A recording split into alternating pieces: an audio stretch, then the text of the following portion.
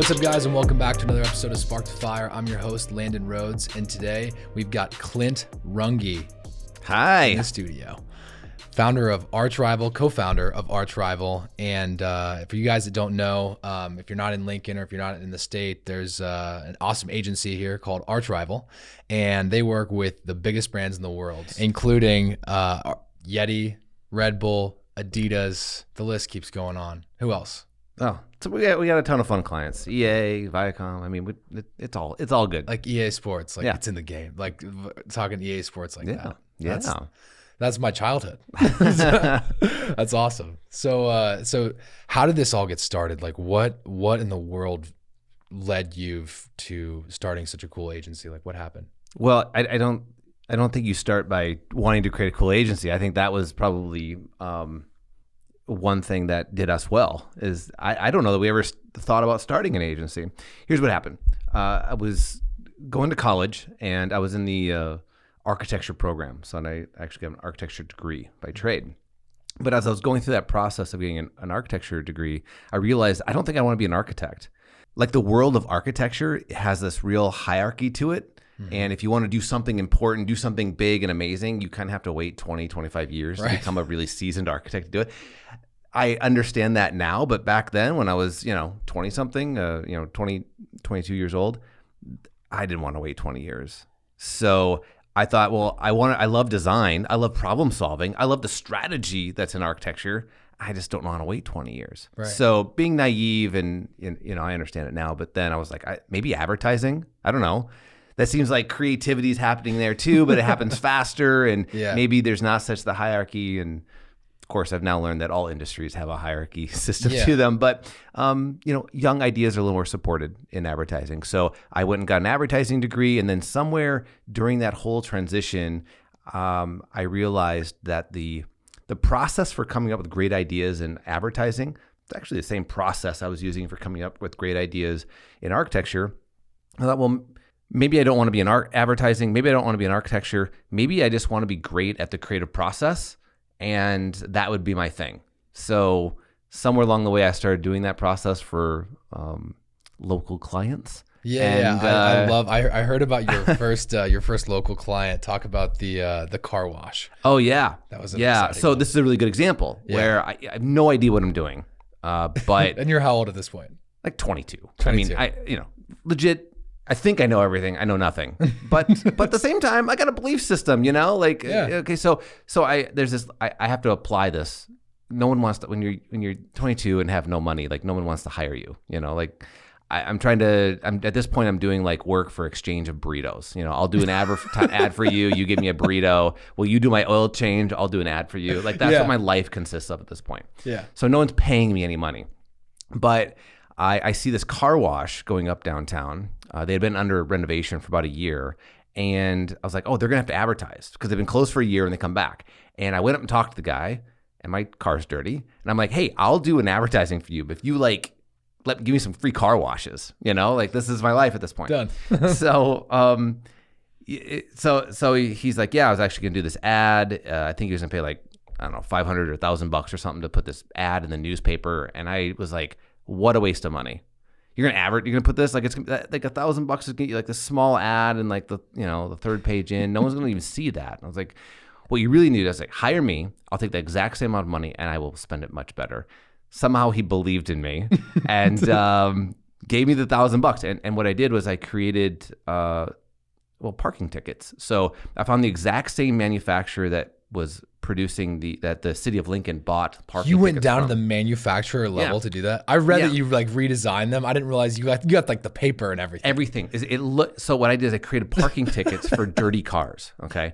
And they looked exactly like a city of Lincoln parking ticket, a little envelope that you would get and there's a little ticket inside because it was from the exact same place. Like all of it was exact the same. You nailed it. And so I dressed up and, the people I was working with, we dressed up in these outfits and we went around and we plugged all these dirty cars with these parking tickets. Now, when you come out and you have a parking ticket, like that's the worst feeling in the world, right? Oh yeah, you're immediately pissed, right? You're done. Why is it? It's like $10, but it feels like $1,000. It just hits different. It does. What is it? I don't know. I think the same way though, because it's not like you have $25 on your dash and they're just, or on your like windshield and they're taking it. Yeah. It's like you get the pain of realizing it, and then you also have to go track them down and pay it. I think that's it. Yes, I think that's the worst. Yes, and it's like you get in trouble, at the same You're time. You're like, oh man, that's like it's not a misdemeanor, but it feels so bad. It feels something like that. By the way, I've always thought that the amount of pain that you inflict in a parking ticket isn't worth the the negativity that comes from it is far greater. Yeah. One of the ideas I had for a city when we were doing the branding for the city of Lincoln, I was like, what we really should do is eliminate parking tickets, because the ire that comes from this and how mad people are at the city is much higher than the actual income. Like if you just think about this from an advertising point of view, if you want to treat your customers better, like remove this small fee thing that's happening, because the barrier with that. If this was like a product, you'd be like, let's just eliminate that $10 fee. You know what? Free shipping. Let's just give them free shipping. I 100% agree with you. Right. And add $1 to the parking cost or exactly. whatever. Or like it's probably not even that much. It's probably like 10, 20 cents over the course of the whole city. Yeah. I 100% agree with you. So anyway, that's just approaching it from a marketing point of view. But cities have stuck with this. Starting to get inside of Clint's brain. Yeah. Okay. So really I would eliminate parking tickets because the negative customer return value on that doesn't equate the money, the income you're getting. Okay, so back to the parking ticket. You got to see this firsthand. Yeah. So, but that was the whole idea. Right. People are so pissed about this parking ticket, but then they would read it and some would laugh and get it because it's in there saying your car's dirty, and you could take this parking ticket and go get as a coupon, essentially. Mm-hmm. Go get a free ticket or a free car wash or half off your car wash or something. No, it's a free car wash. And so we peppered it, and then of course we went to the Journal Star and just peppered their parking lot full of it. Yes. Of which people get a parking ticket. They're like, we own this parking lot. Like, how am I getting a parking ticket? They're so mad about it.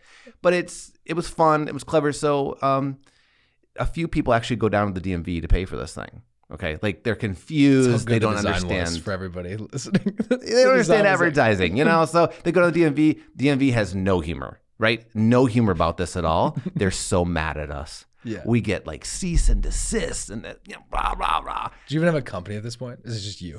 No, we have company in quotes, right? Like there's right. Charlie and I, my co-founder, and there's a handful of us. So we're doing this. Oh, okay, gotcha. But it's like kids in a basement. Right. It's more, and I don't want to make like company is a weird word, but so the DMV gets so mad, and so what happens is this is great. We're like, oh, this is amazing, and so this controversy, we immediately tell the Journal Star about it, and they're aware of it because they got the parking tickets. The next day on the front page of the Journal Star is this whole thing about these controversial parking tickets. And of course, all about the new car wash that's open, And so we're like, well, remember that ad you were going to spend like $1,000 and like black and white on page 3? You're now on the front page with a big picture of your car wash. Like, this is amazing. And of course, the news loves a controversy. So then the evening news is out there. They want to record people. We have our friends like in the line waiting to talk to, the evening news people don't know, but they're our friends, and they're like, oh, this car wash is amazing. This is so cool. The field marketing team at its best. Right. So what did your clients say? Well, immediately they're like, wow, you just think differently about advertising, because what do most businesses do? They don't know. Like, they're in their business to do what they do. They make a meal. Right. They have a cleaning service. They do a car wash. They don't think about how to actually engage their consumers. So that was the whole belief system. Solve the problem, use the creative process, come up with something that in the end may look a little like advertising, but mostly how do you create the buzz and energy for your new product, in this case, a car wash. Interesting. And that was a launch pad for you. Yeah, that got us some good buzz, and it kind of proved the philosophy, and of course, you're always staying ahead of the game. So, after that happened, we said, okay, now let's issue a public apology. So that's another round of media buzz. Perfect. And now any parking ticket that you get, we won't do the parking tickets, but if you just get an actual parking ticket, bring it on down, we'll still give you half off your car wash. Oh, that's so brilliant. Now the city of Lincoln is advertising for us, because every time someone gets a parking ticket, they're like, well, at least I can go get my car washed. right?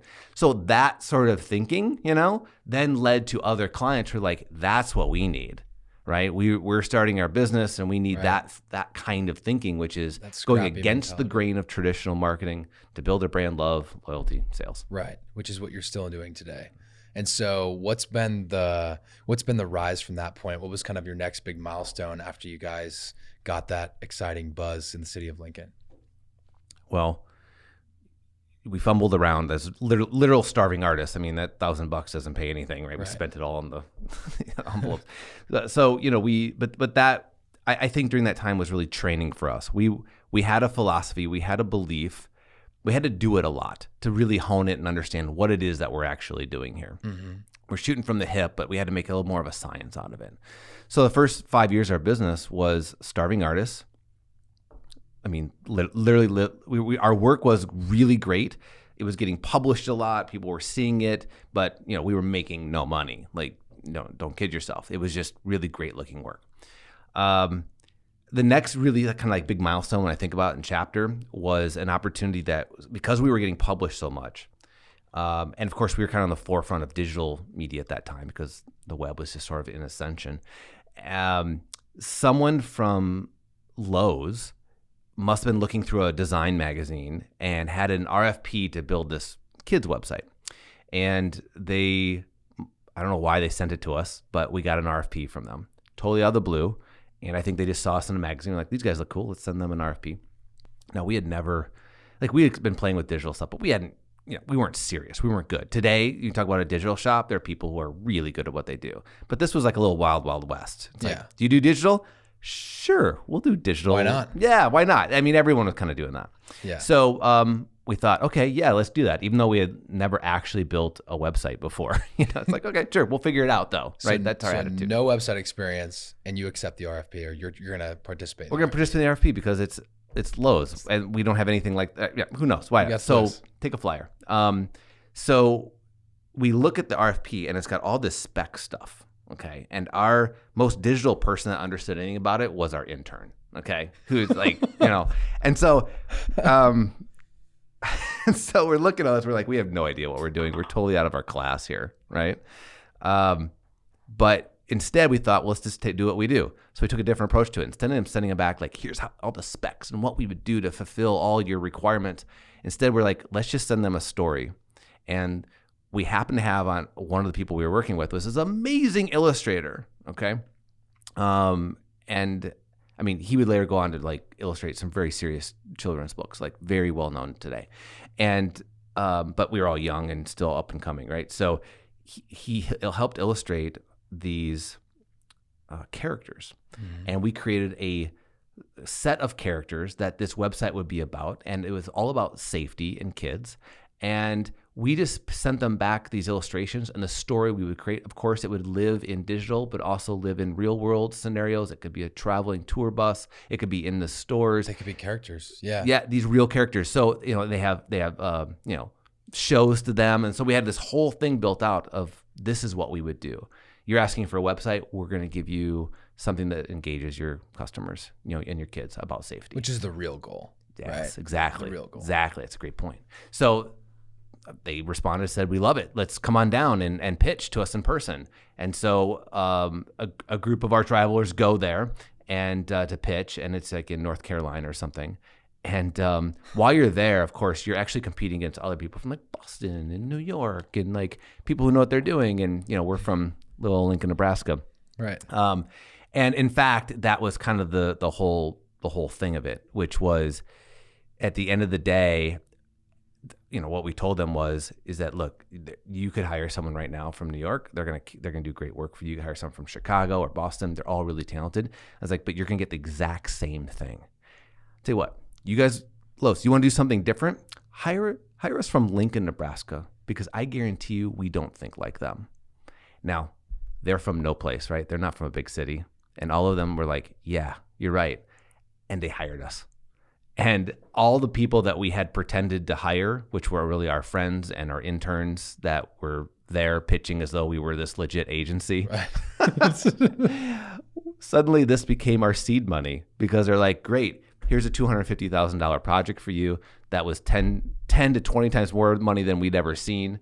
And we were like, now we have money and we have to go figure out how to build a website, but we have all the energy in the world. And now we have money to kind of pay ourselves for it. We can hire our friends here to like help us through. That was really when our travel started to form. And our belief system, again, about solving the problem behind the problem, that was there. That was what it was. And I think that's like set the next chapter for our travel. What happened like right after that meeting? What was your guys' response? How long until you knew? Oh, it was maybe just a couple of days, but walking out of the meeting, you knew. You just had the feeling. You knew. Yeah. You're like, I can't believe they're going to hire us. And then they did. You guys walked in pretty casual attire. I think I heard somebody saying, and everybody else was in like full suit, right? I mean, exactly. If you just looked at the group, you'd be like, who are these like rugrats over here? These knuckleheads, and then you have like all these professionals. But we had the energy and passion, and honestly, we understood. This would later form Arch Rival. Like we understood the kids better. Yeah, we were younger. Of course, we're going to understand what's going to resonate with teenagers better because we're hardly older than teenagers ourselves. Right.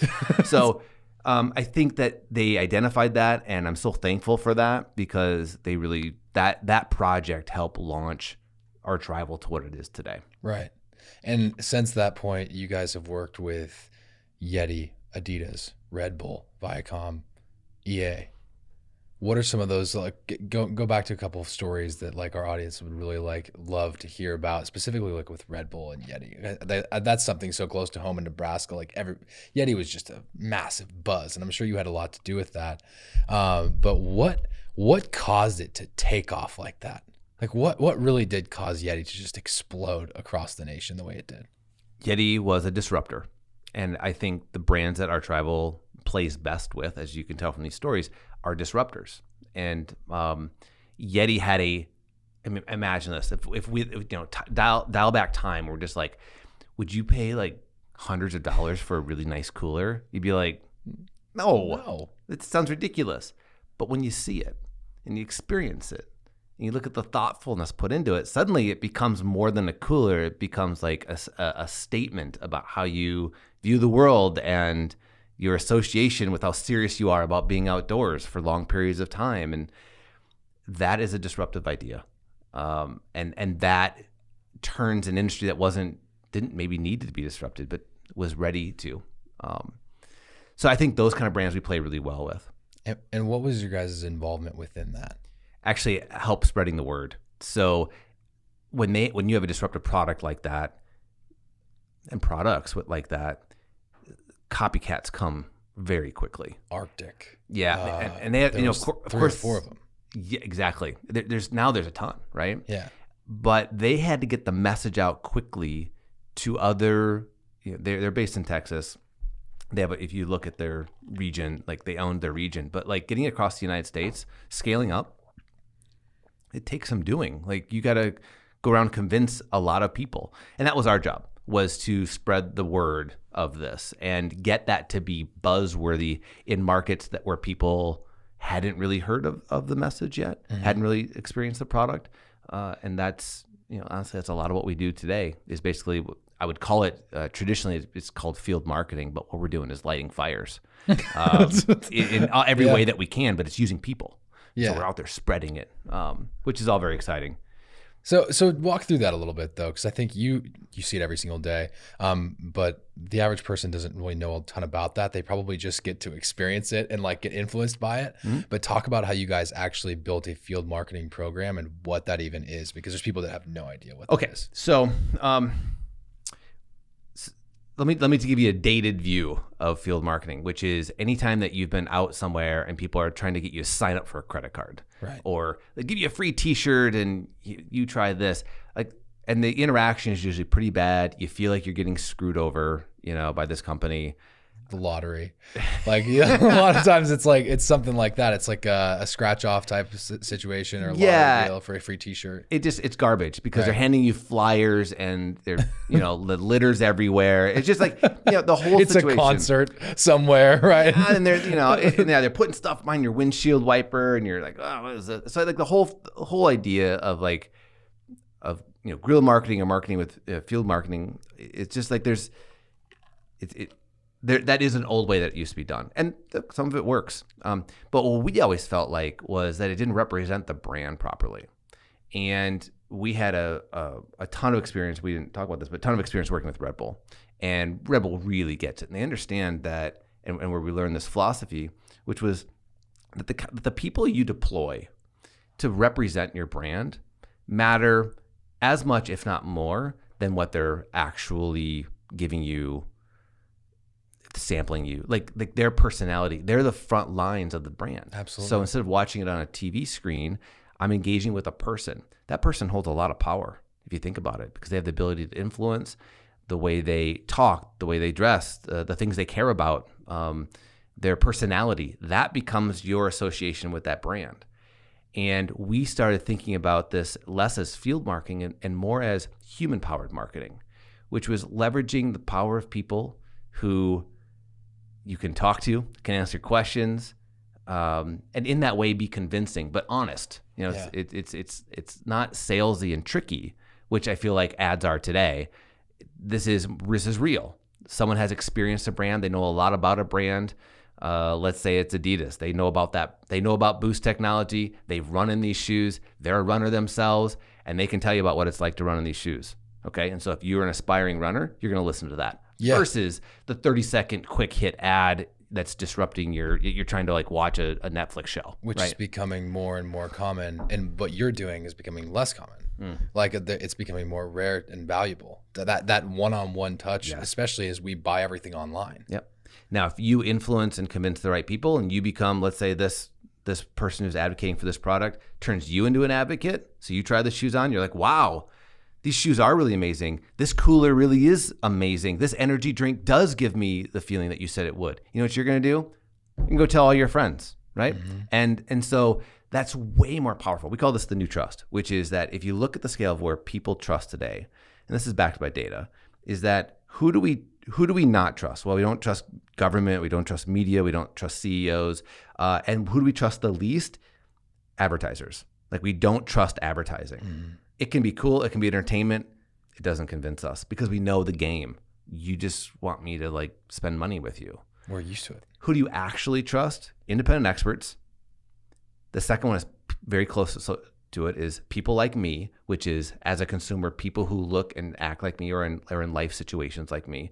And then the third one is personal experiences. So I've shopped at your store. Trying that Red Bull from the girl that walked up and gave you one. Exactly. I've tried it. I've had that personal feeling, and now I'm going to tell 10 I trust people. That. So where we've formed our business is around those people. So independent experts, right, who have authority and credibility and the substance for you to listen to them. Around people like me, which is your audience, it's your peers, right? Okay, your shopping peers, and when they tell you they believe in it, and then around experiences. So the way that you actually engage that brand on store, online, right? All this stuff is both virtual and in real world. And then actually the fourth one is associates. So if I go into a store and I start asking questions, that associate, I'm sure you would agree, holds a lot of power in that decision. Yeah. You're going to listen to them because you believe they're an expert. Right. They should be. And at least they're paid to be the expert in there. And a lot of times we go in and help make sure they're the expert. Right. So that's what we do, is this human-powered marketing. Let's prepare, educate, and train, and motivate, and inspire the right people in the right markets, and give them the right tools to go, tell the gospel about this brand. Did you have people questioning the ability for you to track that at the very beginning when you started it? Yeah, because it can get very expensive too. And you think about the scale, it's like, yeah, but my ad, if I put this digital number of impressions, I put this banner ad, I'm gonna get, it's trackable, and I know how many people clicked on my ad, and you're arguing effectiveness. And we're saying, and so what we had to do after we've been doing this for brands and getting great results, and so in the last 3 or 4 years, we've really had to say, okay, we got to prove the power of this, right? And so now we've been tracking and showing that, and not giving any brands to this, but let's just use a retailer of sorts. We can track that wherever we place people who are activating in a market, they're going to get 3 to 4 times the sell-through of a product as compared to stores and locations where we're not placing people. Now that sales. It's directly associated with sales. And the only difference between those markets are that we've empowered the community of people around those stores in that key market with brand believers. And it's authentic and honest because we've had to show them and say, this is what the brand's about. This is the way it works. And like anything, that's how stuff goes viral, right? And so we just do that in like local pockets. And then that's you lighting little fires. Yeah. And of course, those little fires become bigger fires. And then you have something like you hear about with Yeti, which is like suddenly everyone's talking about it. Yeah. And as somebody who is an expert in creative strategy, I mean, you've taught at the university for over 15 years. What is the difference between branding and marketing? I want to hear it in your words in 2020, what that means to you. Okay. This is so I like this question. And I'll give you my answer, is that branding is the DNA of every action that you do. And I want to talk more about that. But this is called the DNA of everything that you do. That's your branding. It is not your logo. It is not your fonts and colors. That's an expression of your brand, and it's important, but the brand is the DNA of who you are. And the marketing is every time that you tell somebody about it in any format, in any media, in any way, both verbal, nonverbal. It's the way your store looks. It's the way that when I grab the handle on the restaurant to open up the door, and the first thing I smell, and the way that door handle looks and feels. Like all of that becomes marketing. So the brand is the DNA of that, and it says who you are. Yeah, that's great. That's a phenomenal answer to that. I think a lot of people think of branding as the marketing.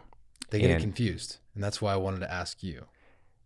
And in today's world, if we could even bring this to 2020, as you asked, is that, and you see this so much. It's like, imagine a company spending millions of dollars of telling them of trying to tell people we're great, and then the CEO says something dumb on Twitter, or the company has a policy that goes against where culture is headed. And so you just spent millions of dollars trying to promote a product, and then it turns out that the way that you do maternity leave in your company is like really bad, or your products are terrible for the environment, or where you're sourcing your materials is from a bad place in the world. Like something like that, didn't matter how much money you spent. Your brand are the decisions that you made in how you create the product and how you treat your employees and the way you treat your customers. That's the brand. And you see that happen today. All of your money that you spent trying to tell people otherwise, that can go away so quickly if you don't have the brand right. That's so interesting. It's a reputation. You spend your whole life, you can spend 30 years building a reputation. You can lose it in 30 seconds. That's a great way to look at it. Yeah. That's like a reputation. I would think that as an individual person. Now apply that reputation to a company. Same thing. Thousands and thousands of people. Now you can come back from it, of course, but it's like what a lot of companies do when something like their brand, they realize we don't know who we are. Okay. A lot of times the resulting factors that they try to spend more marketing money. But all that money is wasted if you don't have the amplifying shit. Exactly. They're amplifying a bad brand. You gotta have the foundation right. Yeah. You're trying to build a skyscraper on a broken foundation, and it's going to collapse. Yep. So, what do you think companies need to do? Obviously, you have your solution. You guys have your own niche of what you guys are doing today with the biggest brands in the world. Now, question that I have for you for small business. What are small businesses supposed to do to like break through noise in 2020? Well, I think small businesses have a actually pretty great opportunity because the forgiveness scale is really big. Like for a big brand, I mean, if they mess up, it's catastrophic. Devastating, right? Yeah. Like, oh my gosh, you see so many companies right now, like, didn't react to the pandemic properly or to social injustice properly. Like that's terrible. And I think that small business, although equally impacted, there's a bigger forgiveness scale, which is you are allowed to experiment and try. And if people just see that you're trying new things, if people see that you're trying to work it out, people are rooting for you inside. And I think people are kind of rooting against big companies by nature. I think that's just like kind of plugged in. Well, the younger you get, the more true that is. Right. Is that we kind of like, we look at big companies and we're a little like scared of them. They have a lot of power. They have a lot of power. Right. I mean, who has the power to change culture today? Would you say government does, or Google, Amazon, and Apple? Facebook. Yeah, those like, four. They're the ones creating culture. Mm-hmm. So you want to get something, you want to change the world? Yeah, sure. Who you vote for? Sure. Whatever. We can debate about that. But meanwhile, Elon Musk is like creating the future of the world, you know? Right. Yeah. Facebook is changing the world. Like, so that's actually happening. Are you an Elon Musk fan? I don't know where to come in on Elon Musk. I think it's all very interesting. I don't, Yeah. I'm not like a fan or a disfan. I think it's all very interesting. And I like watching. It is. It's well, and some people I think it's like a car wreck. It's just like you just can't look away, sort of thing. But at the same time, like I don't consider what he does as a car wreck. I think it's incredibly interesting to watch. It's fun. It's exciting, and you watch the stock. Well, look at the stock. The stock in the last 3 to 6 months. Have you seen it? I mean, the guy's so clever though. You talk about that guy that can make one tweet and it will just destroy his brand, and then you have the opposite. Yeah. Then you have the guy that creates the truest fans on planet Earth, like the most loyal fans to the Tesla brand. I mean, what do you make of the decisions that he's like, for instance, smoking a blunt on Joe Rogan? What do you make a decision like that? Like what are the long-term implications? Culture's heading that way. I think it looks forward thinking, and I think it fits his brand. I mean, he's just forward thinking and edgy, right? Yeah. Imagine like 10 years from now, all the things that'll be like common. I mean, everything from like space travel to the electric vehicles, like to the attitude about it. He's probably already there, and we're just sort of catching up to that. Now, he could be totally wrong and flame out, but I don't think so far so good. Yeah, right. Yeah, and then you look at things like the stock price, and you see people support it. People support it. Okay, and, so let me get back. So there's that. Right. So big businesses, they're changing the world, but in general, so then people are skeptical and challenging, and they want them to lead. Okay, right. That's big business. Now you have small business who they're looking at and going, okay, we need you. And I think people are rooting for small businesses in that way. So your experimentation, your forgiveness factor is really high. You can try something, and if it doesn't work out, people aren't going to bail on you as fast as they will and threaten to a big company. Interesting. So what I would encourage people, small businesses to do then is try things, experiment, work with your consumers, bring them into the fold, help them. I call this a consumer investors, which is the people who shop you, buy you the most, bring them in and let them help make decisions in the company. Now, they're not making the decisions. You're still the decision maker, but give them influence to it. Give them the platform to do it. Ask them. And the results will be pretty good. You're going to learn something, number one. Small businesses is like, again, the owner, person who's running it, they think they know what they're doing because it's what they've always done. But there's all these other inputs that you can get from your customers. If you just ask and bring them in, you'll get insight. It gives you the power to make better decisions. And so that's in the form of surveys, physically being in the office. What would you want to see if you were in this retail store? Like you're asking those sort of questions. Oh, I'd go talk to consumers. Yeah. I mean, we do that on behalf of big brands too. Like just go talk to them and gather the insight and gather the data. When you start hearing the same comments over and over again, it's like, duh. But if you are stuck in your office in the corner, or if you're a small business, you have a little corner somewhere in the back room that's your office. You're not on the floor with the customers. You miss that. You gotta get out there and feel it and see it in order to make those decisions. Same thing happens at big businesses too. They're up in their corporate headquarters, the really nice looking boardroom, and yet consumers are telling them one thing and they're just not hearing it. It's part of the power of what I was talking about, this human powered marketing, is that we collect all these opinions and it provides insight, bottom up insight, as I would call that, right? In order to make top down decisions. But right now, all businesses generally make top down decisions without that bottom up insight. Small businesses, you can do that really easily just by talking to your customers. You don't have to pay a lot of money. Big businesses, yeah, you got to pay a lot of money because your customers are everywhere and you want to make sure it's scientifically backed, and you got to hire our tribal. We're expensive. And so, but you can get good data. So. Right. And when did you transition from being just a creative company to the insights and the strategic part of it? Has it always been a part of it? So our whole, for us, having expertise in youth culture started out very natural because we were young and we're living it. And it was like, that just was like from the gut. And when we decided, when we looked forward, we said, well, we're a generalist now, the starving artist stage.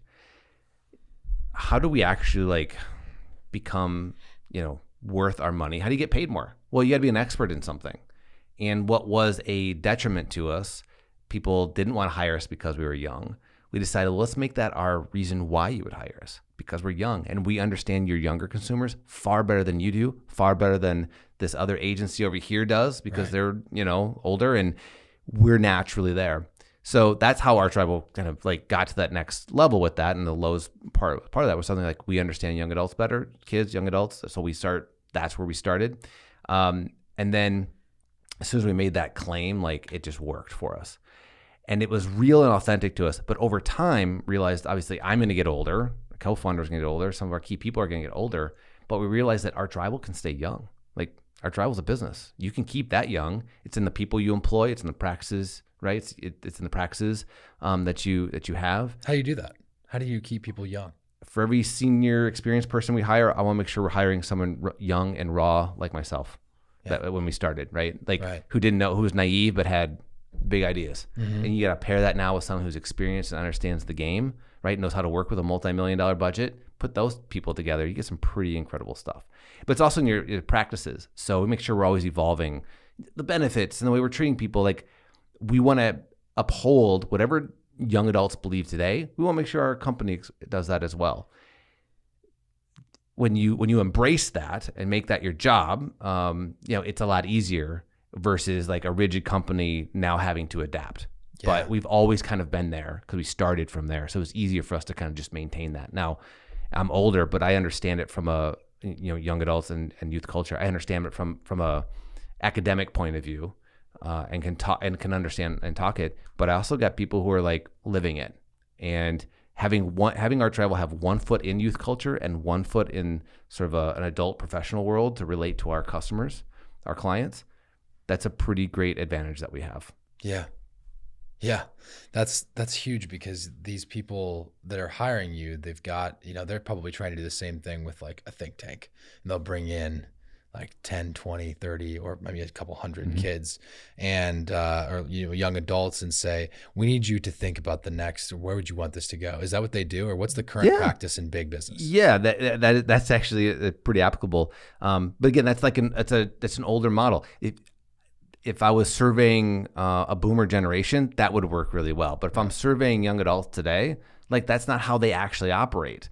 So to your question about insights, so we realized that over time, what we were putting as like natural insight and the insight we were gaining from our field teams, we were putting that into our creative projects just naturally.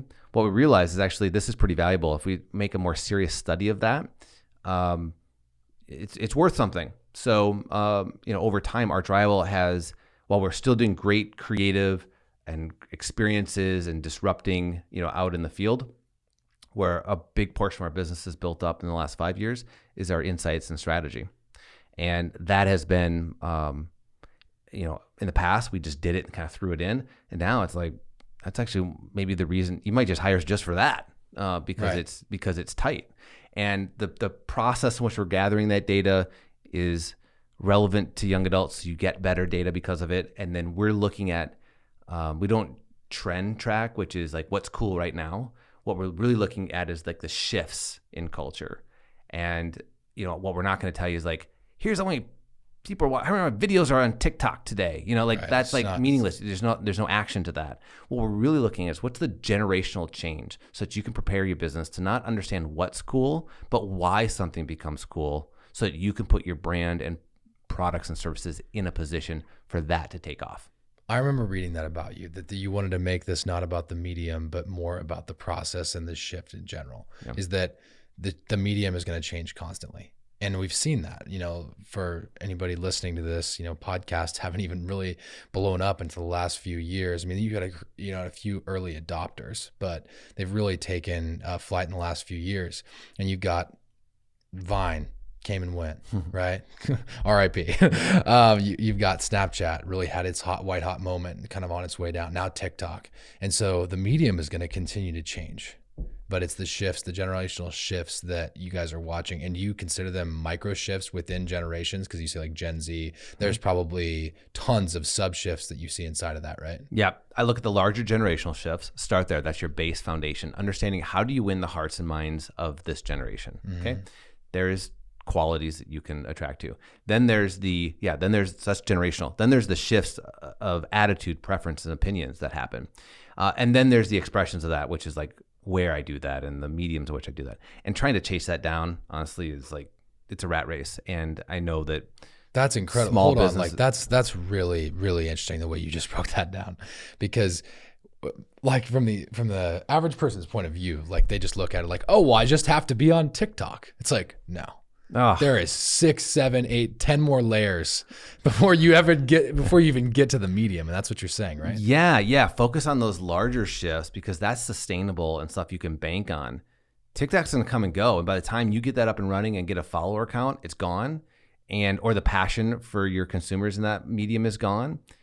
Yeah, sure. Maybe you need a presence there, but now the amount of time you're spending to put into your Facebook post right now, right, it doesn't hold the same weight that it once did, and that's chasing what's cool, and you will never win that game, because you will always be chasing the next thing and trying to build up the next thing and trying to get to where, and then by the time you actually arrive, it's gone. So instead, look at the larger shifts. Understand how the products you create, why you create them, how is it. Why is this going to become attractive? And then let your customers take it to TikTok or whatever the platforms are. You don't need to do that. That's a lot of waste, I believe. So let your customers take that into their what I'll call dark forests, which are not just the public forums that you see, but all the private ones, the text messaging, the Slack channels, like all the places. DMs on Instagram, back and forth. Yes. The group chat. You get in those group chats. Yeah, that's a big part of it too. There you go. Brands can't just come knock on the door and chat get in. You. They can, but it's probably a little bit invasive. So, give me an example of you getting ahead of that trend. And I know you said you don't chase trends, but give me an example of you getting ahead of a generational shift, and like maybe that can give our listeners insight as to how they can get in front of the next one. Yeah, good question. The new trust that I talked about is like the one that I'm pounding the table about right now. So that's like the first thing that comes to my mind, which is stop advertising and start thinking about the people who matter in your ecosystem. So that's your employees, that's your vendors and partners, and your distribution partners or retailers, if that's such the case, and your customers. So I would think less about spending money there and spending money on that ecosystem of people who have the power to amplify who you are to greater reach at a bigger scale and with deeper impact. That's like the thing that comes to my mind, because I think that's the biggest miss today. And then the other one that I would just repeat is what I would call the gatekeepers.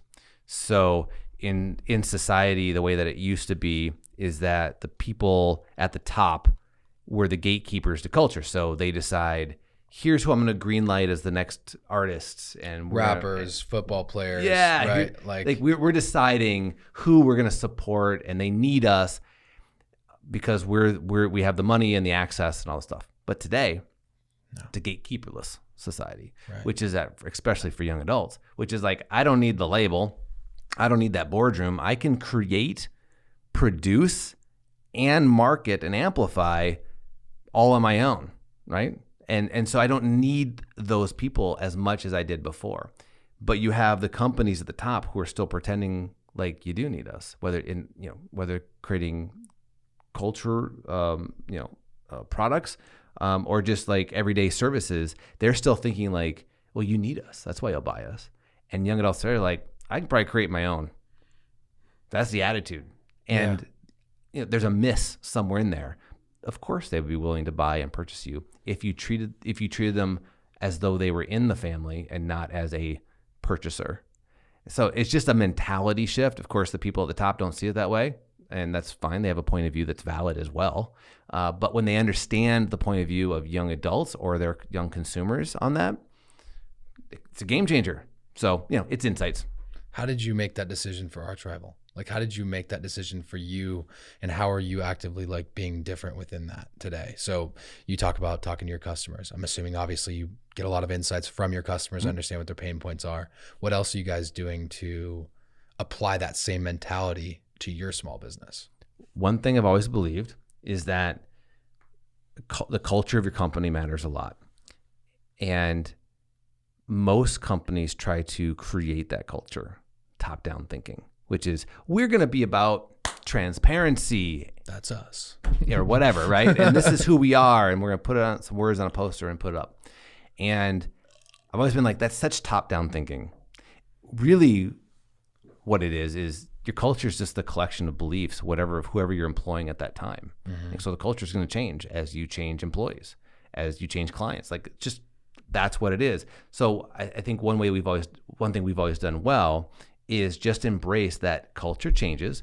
There are going to be some things that become tried and true over time. Those will stand out because, we've been around now for over 20 years, and they're just the kinds of people that we employ, the belief systems of those kind of people. Those will stand out, but the actual culture changes. And so you got to listen to them and let them, and not try to stop and change the culture. We're like, no, that's not who we are. Well, maybe it is who we are today. And we need to make sure that those voices are heard and understood and have real impact on our particular business. So I think that's something that we've done well, and really any small business like us can do, which is just understand that there's no place to be rigid anymore. We gotta always be thinking about evolving, and that's harder to do the older you get, because it used to be that having rigid lines and strong definitions, like that's what you were striving for.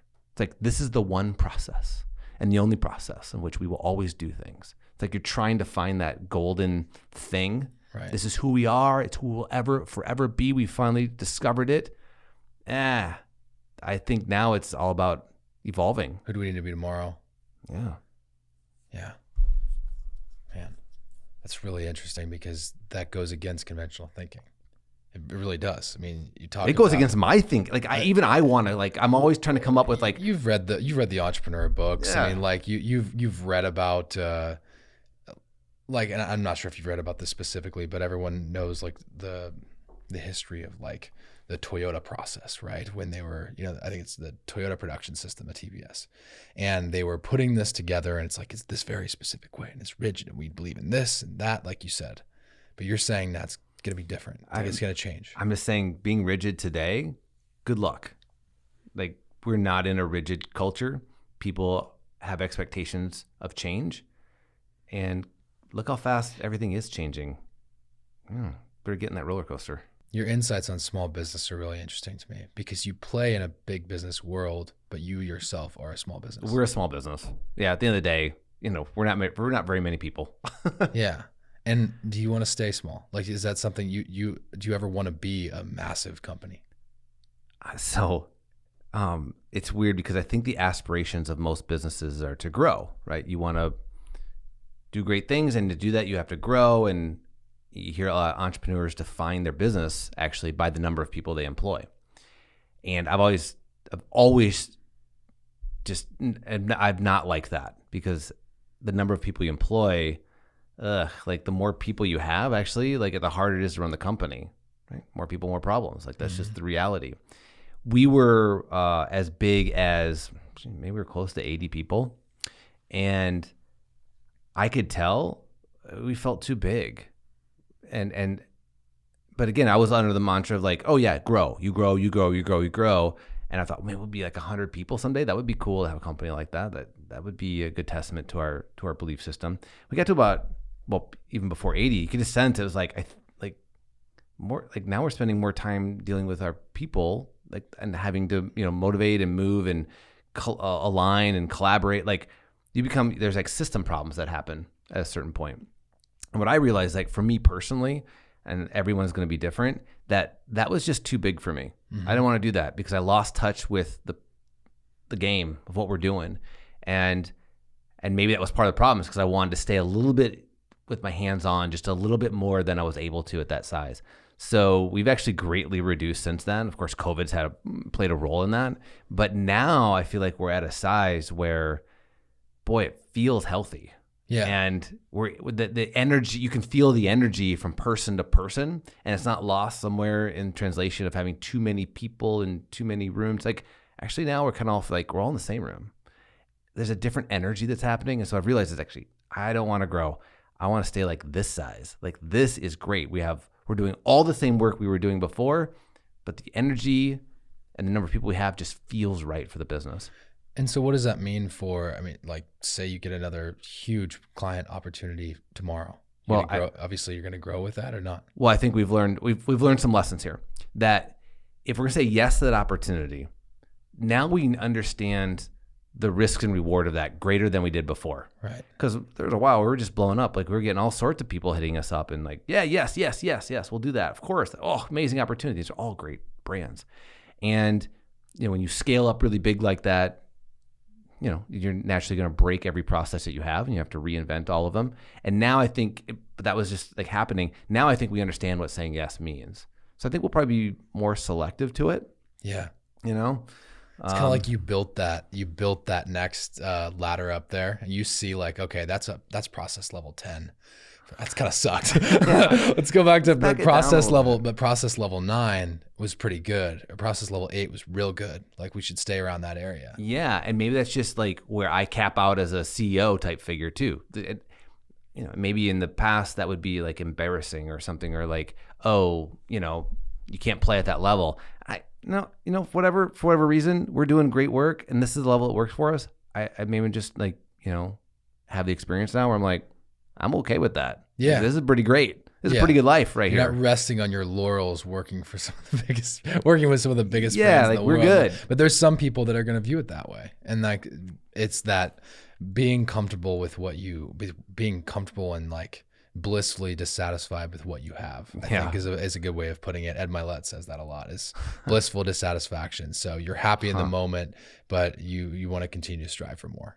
Yep. That's great. I get excited about new clients, new projects like anybody, and the creative in me is like, oh, what we could do with that will be amazing. So what do you do?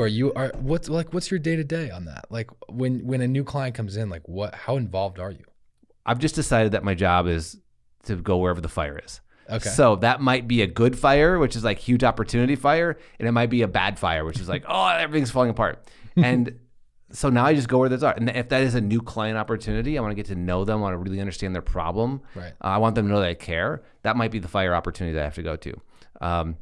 That's not always the case. I have, truly blessed to have so many talented people. I don't even know if sometimes they need me. Like, they're good, right? They got this. So it's not like I'm like an important cog in the machine. I can just be like the firefighter on the outside walking around going, oh, I should go over there. Like, this part looks like it's on fire. I should go there. Or like this, we should build this part up more. So now I get to do that. That's such a good visual. I get it right away. Yeah. The creative in me likes to tinker, and I still want to be involved in projects. And, maybe sometimes I get in the way in that with our teams, but I still want to go and like, contribute, because that's like when we started doing all the work, like I was the janitor, and I was the graphic designer, and I was the strategist. I do all the things, and so it's in my core. I still want to be the problem solver. Sometimes I want to do that with the team on the brands, but mostly I need to do that on the business. Right, working on the business. When did you transition from working in the business to on the business? Because I know, like you said, very much in the business, but when was that kind of tipping point for you when you started switching over quite a bit? A mental, emotional, and spiritual process that started in 2013 that took me probably 5 years. Really? Yeah. So very defined. You remember when it happened? Yeah. I can remember the moment where I realized there was a light bulb moment where I realized that what we had in our tribal was special, and we could do this bigger and more badass. But to do that, we're going to have to grow leaders or find leaders to help do that. It couldn't be, at that point, everything still ran through me, and I was becoming a barrier to us doing great things. But from there, for the next 5 years, some people stepped up. We found other people that came in, just natural fits, and now today, like, the leadership team is amazing. Mm-hmm. And so, but that was hard. talk about an identity crisis, right? Like having to remove your identity from it a little bit is a pretty difficult thing. Where you realize this isn't about me, this is about us. And, just being honest, like that was a hard process for me because it's all I had ever done was this. You were the guy. So what else am I? Now I'm more, and, it helps. I have a family and I have kids, and, so I realize there's more to life than your work, even though I love work. But that was a hard process. And I can imagine for a lot of your listeners who are in the middle, they get that process, they get it, which is like, this is your everything. And, disassociating yourself from it just enough to let other people in. It's hard, but boy, is it healthy. There is a disassociation process, though, is what you're saying. Like there is a part of you that has to disassociate from it. Yeah. It has to be a group identity, not a personal identity. Mm-hmm. Yeah. That has to be really tough too, especially when you're winning awards. And was your team worried at that point? Like, oh, well, if Clint's not involved with this, like, is it going to be successful? I do think so. Yeah. I think I still hear that once in a while, but less and less because now the team is proven. Like they've done it just as much as I have. Now it's no longer the case. There's still moments where I think we feel that if we lose someone, really important in the organization, what are we going to do? And there are times where I'll step into that, but I think now we have a team who's just like, oh, we got this. And they do got this. The team's really good.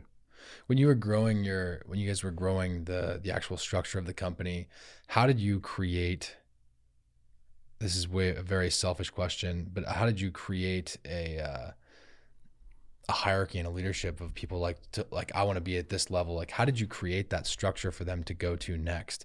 Especially like when you didn't know what your clients were going to be. When you're growing, it's not like you have 100 positions to fill automatically. Like you may have 10 here, and then in the next year you might have 20, you might have 15. How do you plan for that growth? Okay. There's two things I want to tell you about that. One, I think anyone who plans more than like a year in advance, it's all BS. Right. Like people are like, what's your 3-year growth plans? I'm like, I don't know. Do great work, make a bunch of money as we can, like make sure we have happy how do you predict that? Do whatever you possibly can, right? Yeah, but do as much as we can, as well as we can, as responsibly as we can, to do as much great work as we can, right? To do our clients where they're happy, like this is worth our investment. Mm. I don't know how people plan for that. I've never been able to do that. So I just look at like the next year, and I have like 3-year like vision of like, this would be great if we could get to this point, right? And here's how we can do that. But there's a lot of factors in the way on that. So I really look at it year to year and say, are we making strides? Is our work better than we were last year? Of course, we have a 3-year vision and we've mapped out the milestones to that, but it's really about the next year. And in that way, really, it's about our next 3 months, if you think about it. Yeah. So that's how I actually think about it. And that served us well over time. Now, our travel wasn't an overnight, like went from 0 people to 100 people overnight. We've been slow growth, adding 1 or 2 people at a time, the right people, right, in and out, to get to that point. And then of course we backtracked a little bit off that because we realized we were too big and we had to come down off that. So that's always been just how we've done the business. But by no means do I think that's the only way. And other people will tell you probably equally great success stories of how they blew up overnight and it was great. That's how we did it. The way that I did the leadership thing was in 2013 when literally the light bulb went off and I was like, oh, we have something special here. How many people were you at 2013? Like 24 people. 24 people. Yeah. And I realized that we could triple in size easily if we did things correctly, was that I took but we couldn't. 24 people was the amount of work that we're doing with that.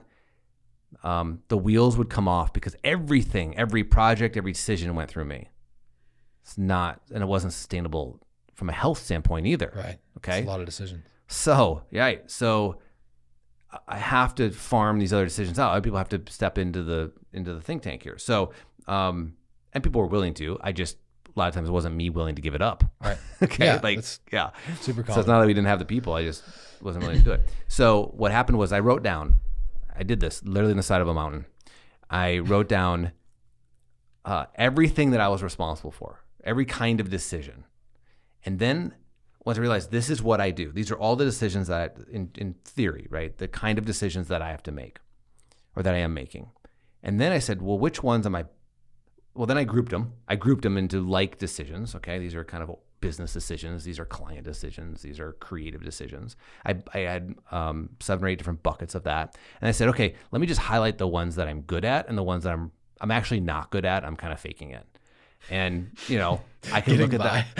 Yeah. And then, there were ones where I was like, okay, the ones I've highlighted that I'm good at, I absolutely need to embrace that because the organization needs me for that. That's my talent that I bring to the company. And the ones I'm really bad at, I should give those up like starting tomorrow when we come back. Like let someone else do it because they're not going to do any worse than I am. They're probably going to do it better. Mm-hmm. And for a lot of those, I already knew who would do a better decision than me anyway. So I created all those. For each of those groups of decisions, I put someone at the top of those decisions. And I said, okay, this arena, you're in charge of this part of our tribal. This arena of decisions, you're in charge of this part of our tribal. And I will be in charge of all the arenas, I guess.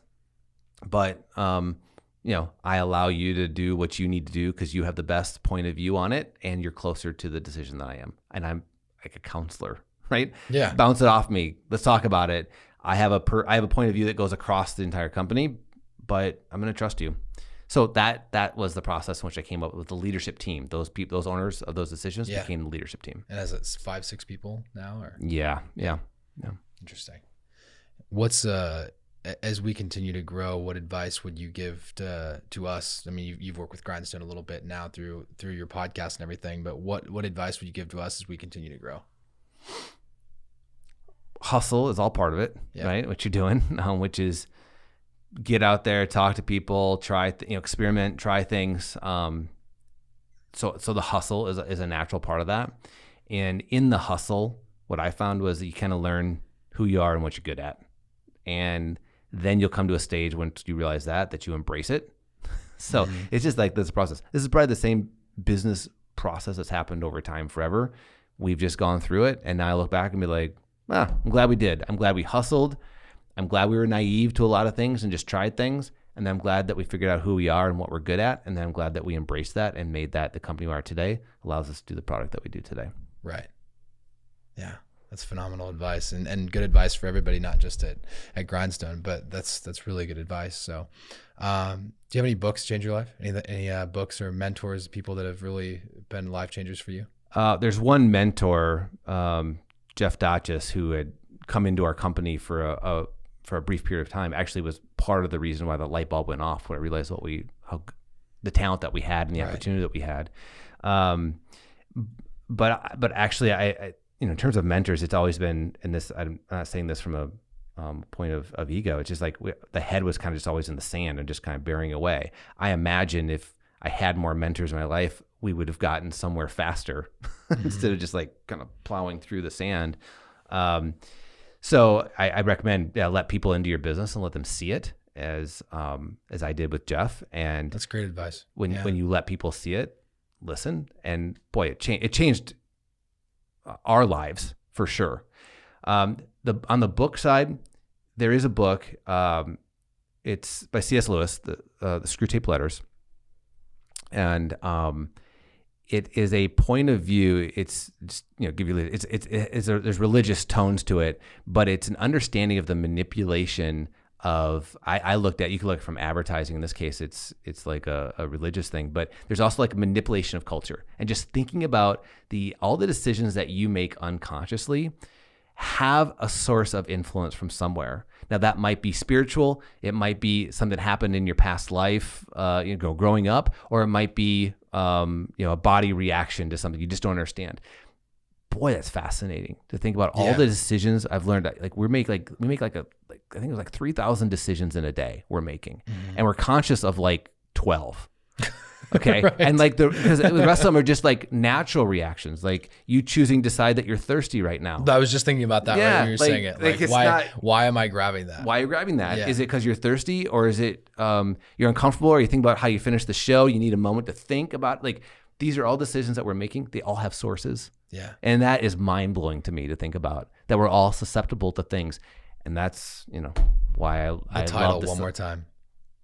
Screw Tape Letters, C.S. it. Lewis. Got it. Okay. I'll definitely be reading that. That's really interesting. Thank you for coming on today. This has been really fast and exciting and very like on tempo and on pace with you, Clint. Cool. This is a lot of fun. It's been a good conversation. Yeah. Thanks for having me. It's been a lot of fun. Guys, it's going to wrap it up for another episode of Spark to Fire. I'm your host, Landon Rhodes. And as usual, keep striking.